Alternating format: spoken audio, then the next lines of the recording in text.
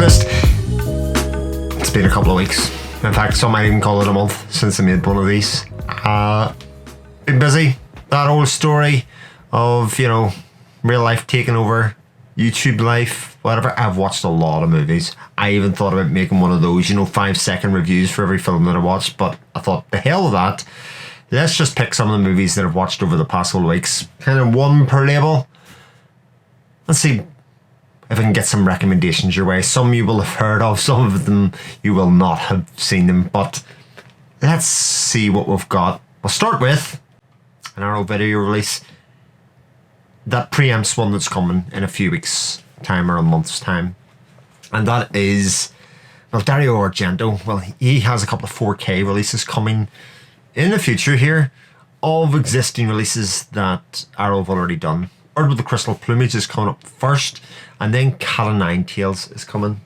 And I hadn't actually seen Cat o' Nine Tails, so if I was going to make a rash purchasing decision, which I'm very well known to do, then I may as well make a somewhat informed rash purchasing choice, because I do own the Blu-ray of this.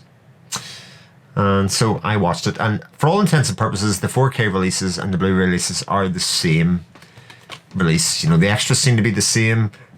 I have a version here with Nout in it, or one of these promotional cards. This one was for Daniel Isn't Real, which came out, has reversible artwork, but no booklet, etc. So I expect, between art cards, posters, etc., that the new release may be worth picking up, because Cat o' Nine Tails is pretty fantastic. I love Bird with the Crystal Plumage, and this being the sort of semi-follow-up film in his Animal trilogy, I expected to like it.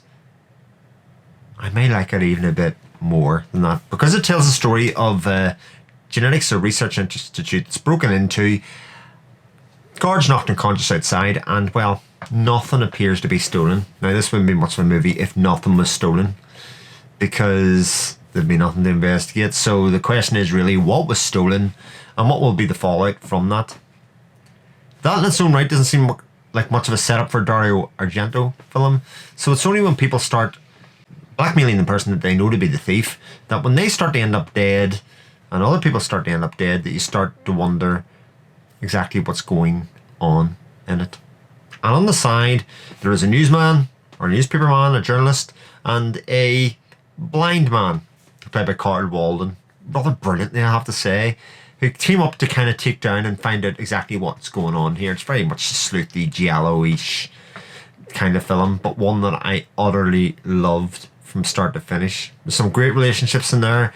Typical giallo, twists, turns, has you guessing, and it has some incredible death scenes. The death scene of the blackmailer being pushed in front of the train is up there with one of the all-time great death scenes I think that you'll ever see, and definitely worth checking out. I would have put a clip in here, but the shock of it happening is one of the highlights of the film, and I think even if you'd have seen it the first time, that feeling of watching it, I wouldn't want to take away from anybody, but utterly great. The other thing that stands out about Cat o' Nine Tails is the soundtrack by Ennio Morricone. I will admit to have been a little bit obsessed with this soundtrack ever since I watched the movie a few weeks ago. It keeps ringing in my ears. I keep playing it. I have to find a vinyl copy of it somewhere, but in the meantime, I will play it every day or so to remind myself. It's not that this score is expansive, but the themes that are in there keep coming around. They're little earworms for me and fit the mood of the film perfectly, to my mind. So that is Cat o' Nine Tails. A strong recommendation, but I'm still not sure whether I'll go for the 4K. I have to say, one of the things that draws me to the 4K is the uniformity of the artwork for the bird and the cat of. It pulls in the collector's mentality to me very strongly, I have to say. What's the same release? Hard to justify. Next up is an animated film, and I don't think I've talked much about animated films. And if I'm going to talk about an animated film, I may as well talk about, one of the studios or one of the groups of people that do it somewhat the best, and that is Studio Ghibli. And Studio Ghibli have done many classic animated films. But this one's one that I don't hear, again, a lot of people talking about. And that is From Up on Poppy Hill. And From Up on Poppy Hill, in these beautiful steelbook releases that are out in the UK. I mean, lovely artwork in the front, beautiful artwork on the back, and the disc in sort of, not reversible artwork, but there's a sheen of artwork that's shown there, and of course the lovely uniform spines that are there. From Up on Poppy Hill, like I say, is one of the more modern Ghibli films, and one that I had originally caught on Netflix, because they tend to show them in the UK, or they have them grouped all together in the UK for you to watch. And it's something of an ebb of wanting something that maybe was a bit joyous with a touch of melancholy inside it. That's pretty much on the nail for a Ghibli movie. And From Up on Poppy Hill tells the story of a young girl who lives in what looks to be a bit of a boarding house setup, where people of different ages and different stages of life are going around, but she seems to do an awful lot of the caring for everybody, even though she's one of the kind of middle-aged. She does a lot of the cooking, she does a lot of the organising, even though she's just of high school age or of teenage herself.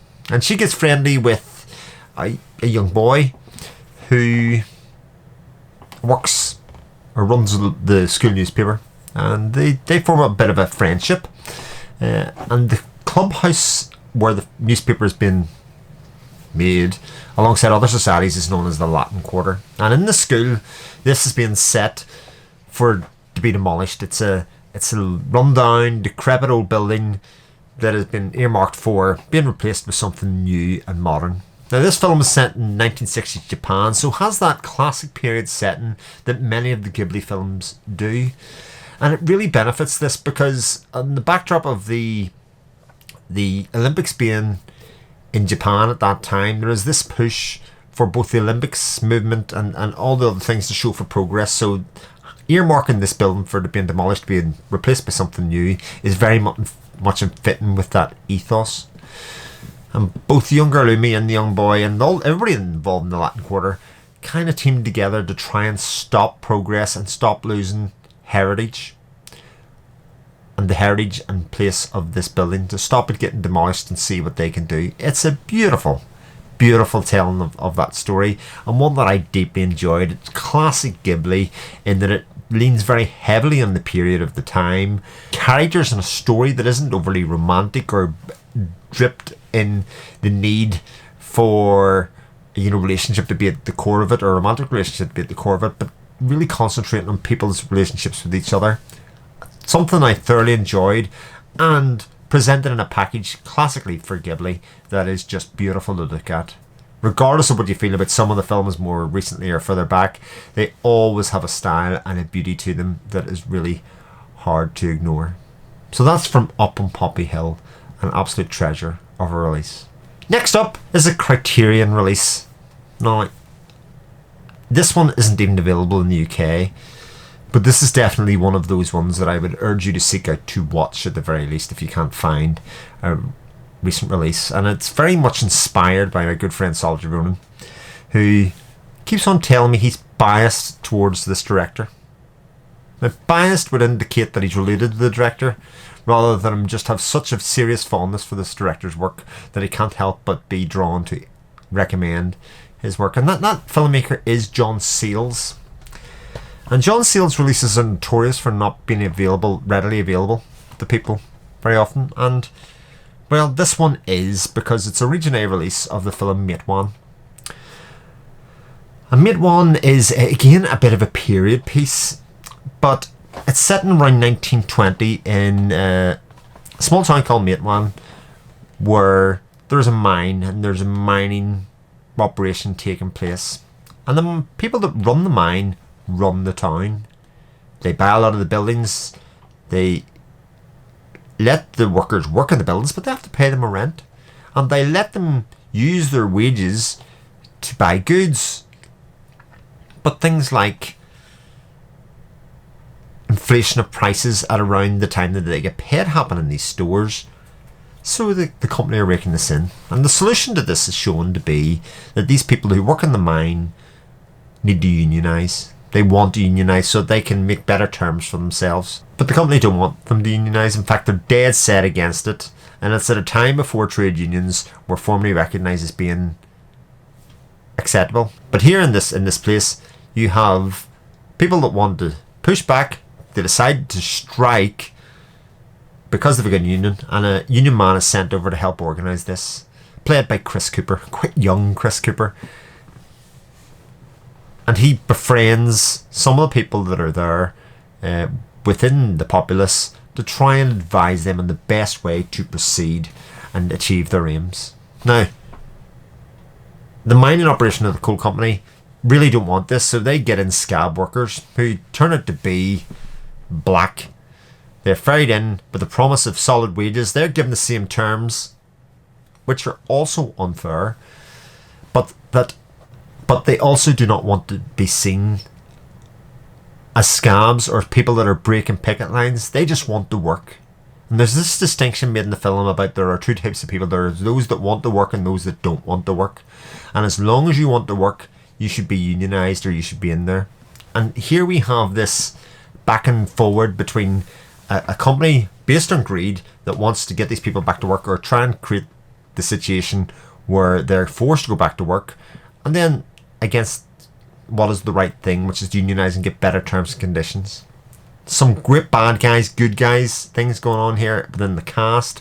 Kevin Tighe plays a very evil union or mining employee who, you just hate to root against. And you have what is best described as just a very, very special film, both in terms of the script, both in terms of the story that it's trying to tell, and the authenticity of the entire piece. Because I think much of good cinema relies on you believing that what you're seeing isn't just shot as a film, but is a snapshot of time, of place. And it is nice to see that a lot of the buildings that are used here that were in there actually exist and stand and were used as is. And you use really strong performances, really strong narrative to tell an absolutely wonderful, wonderful film. And one that is, you can't help but think of as special as you're watching it. But though my wife watched it with me, and I turned to her at the end and went, this is a pretty special movie. And maybe that makes me biased now.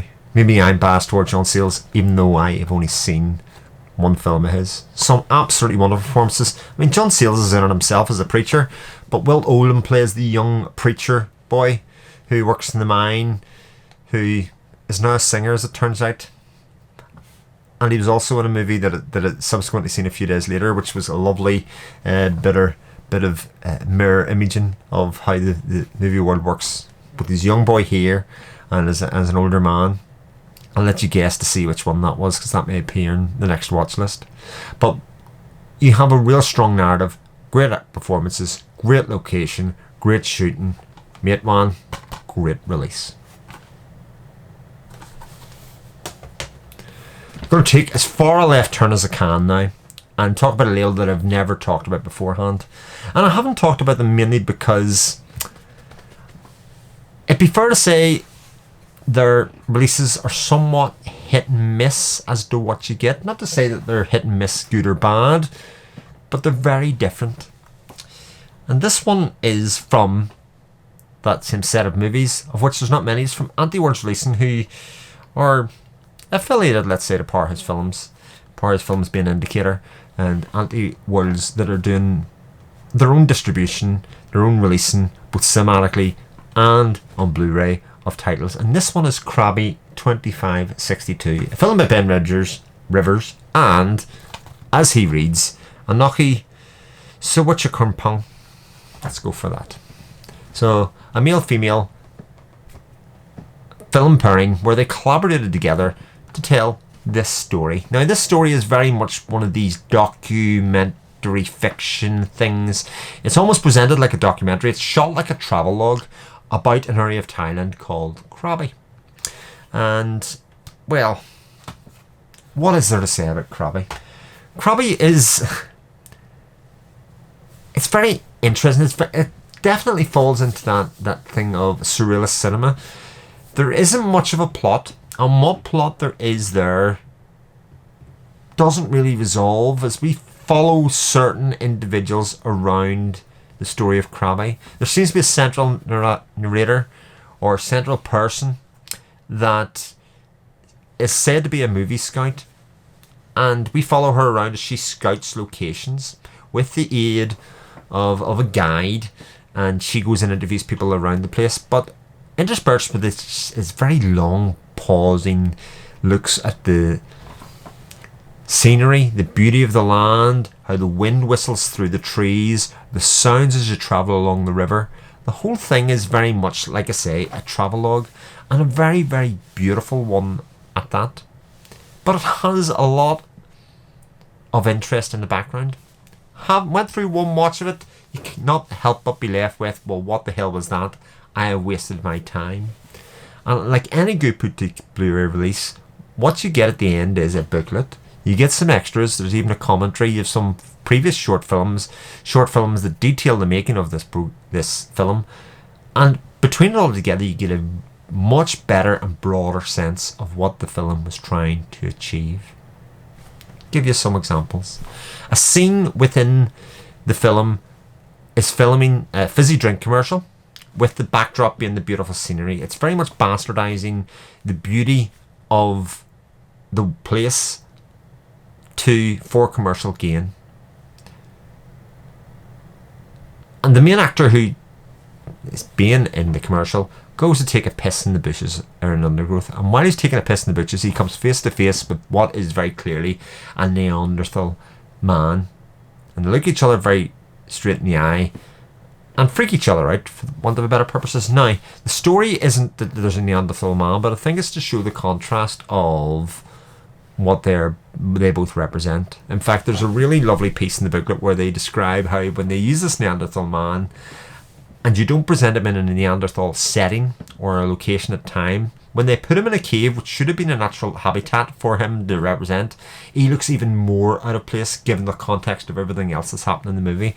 And I think that kind of gives you an idea of what the film is really trying to say and what to achieve.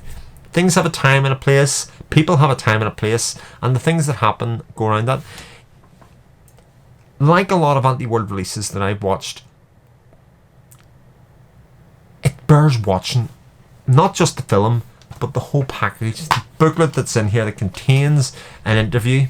There is a very, I would say, Phoebe Campion has written a very extensive essay piece that is very much in the academia phase, going into kind of the influences of both filmmakers, why they seem to come from a lineage, and really what the whole thing is trying to talk about and do. From a film that on the face of it was boring, slow, or not much to it, it's the kind of film I do and will go back and watch again, because there's more going on here than I necessarily seen the first time. People who are travelling from far and wide to a place to look at the sights and scenes that are really raping, the culture and the place, the land, for their own material gain, are often very worried about, well, what about my belongings? What about my things that I own? Will you take care of them? There are lots of things to say about that. And while this film definitely is not for everybody, in fact, I would find it hard to recommend to anybody, if you have an interest in the weird and wonderful film, fiction-ish, docuseries, reality series, that kind of film, and you like some of surrealist cinema, this might be definitely up your tree.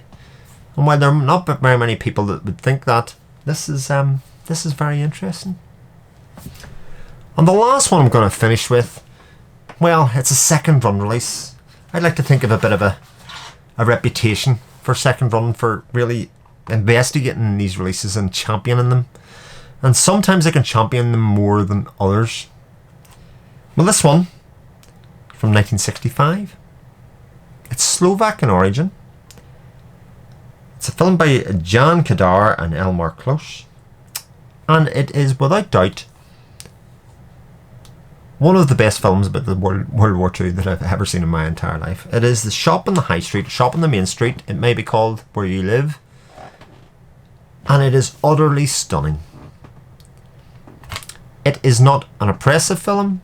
It is not an overly sad film. It's not an overly joyous film. But it tells a story of this place, this Slovak place, which is in the throes of Nazi rule at the time.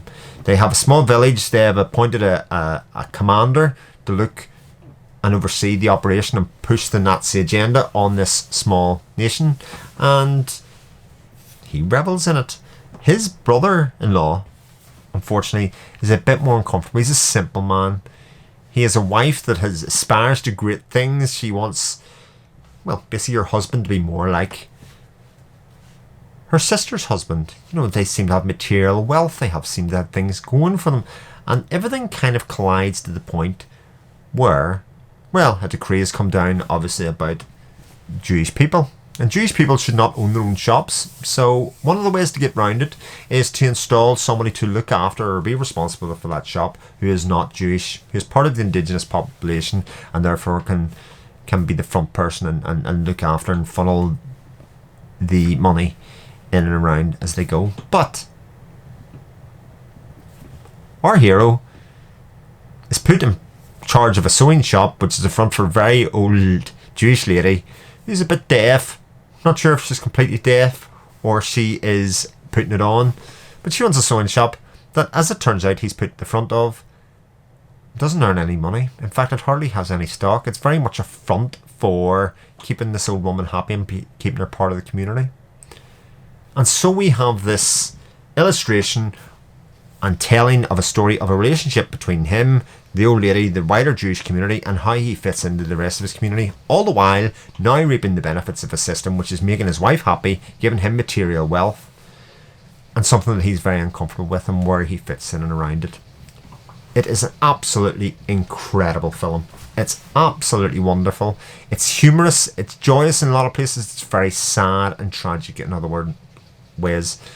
And a wonderful example of how Eastern Europe told the stories of World War II many times over in this period in time. I encourage everybody to check it out. Where you can find it, there's the second run release here that you can see.